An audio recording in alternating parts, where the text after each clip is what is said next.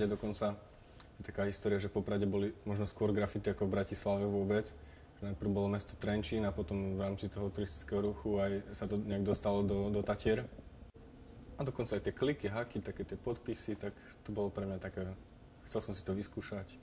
Najprv sme, ešte v tej škole sme lavicu zošmirgovali, sme si dali také veľké písmená farbičkami na to, sme to chceli lakovať, ale nás skoro ku riaditeľke pohnali a už to bolo farebné, už tam boli nejaké tvary tých písmen, zaujímavé to bolo. Robil som to strašne veľa a už som to chcel niekam posunúť. Som vyštilizoval nejaké svoje hlavy, podľa ktorých ma poznal v podstate každý a tak hlavy. Čiže boli problémy s políciou, aj domov mi prišli, akurát som mal rozložených asi 40 sprejov, že idem niečo malovať. Zazvonil zvonček a prosím, polícia, ideme hore. Ja som im ani neotvoril, ja som ešte zahádzoval všetky veci do ruksakov. Ešte som z takých rôznych writerských časopisov človek je naučený, že ako sú to také know-how v tejto oblasti, že nesmiete mať skice, nesmie nikto mať skice u seba v izbe. Ak chce mať niekto skice v byte, tak ich radšej hodiť rodičom niekde do paplona alebo niekde pod paplón, pod sedačku alebo pod všeličo. Ale tým pádom policajti nemôžu prehľadávať na základe tohto obvinenia rodičovskú izbu, ale môžu vstúpiť práve do mojej konkrétnej izby a keď tam mám ako časopisy, tak sa to dá. Ale ak mám spreje, farby, skice ku nejakým konkrétnym veciam, už je problém. Takže tú situáciu som vyriešil asi tak, že bol pri mňa kamarát, posunul som ho, že choď, utekaj rýchlo, kým polícia neprišla, tak ešte odvolal výťah, utekal dole po schode nižšie, aby si ho nevšimli s celým tým ruksakom s tými vecami, ja som rýchlo hádzal veci z mojich šuflíkov do rodičovských šuflíkov a potom prišla polícia a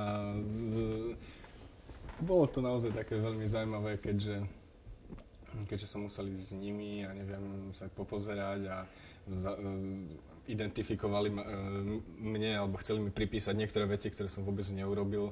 Neprišlo mi uvažovať nad tým, či je to vandalizmus, lebo som na tom pracoval ako malý, bol som malý, ale už som si to skicoval, kreslil som si to, až tak som vychádzal na stenu a tým pádom to pre mňa nebol vandalizmus, že nechcel som tam niečo ničiť, ale niečo, čo som si dobre pripravil, až tak som do toho investoval peniaze ešte a neviem čo, takže...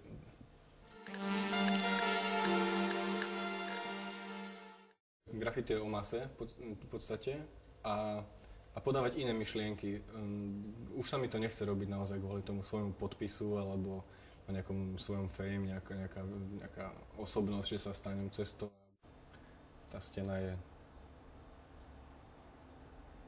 normálny materiál, ako je plátno, alebo ako je plech, alebo je bronza. Tiež stena je normálny materiál na použitie, na vyjadrenie. A práve tam do stien sa snažím implementovať alebo nejak vložiť už len nejaké kovové predmety alebo s nejakým tmelom si urobím zaujímavú podmalbu. Je to zrazu reliefné. V podstate možno by som sa vôbec nedostal k výtvarnému umeniu, keby takéto niečo nebolo. Toto je môj prvý bronz, ktorý som kedy odlieval. To krídlo.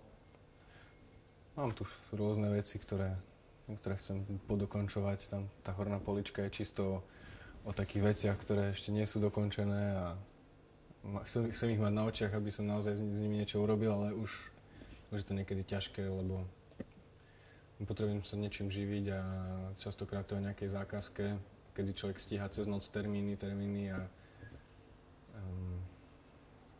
ale aj to je celkom fajn, vtedy má človek takú energiu na to, nemôže si dovoliť nestihnúť niečo. Tam je obráz, ktorý je urobený z kovového plechu a v ňom sú vyrypané laserom také kľúče na, ako sa to volá, imbusové kľúče alebo niečo také. Ja s tým robím, ale neviem, jak sa to volá. No.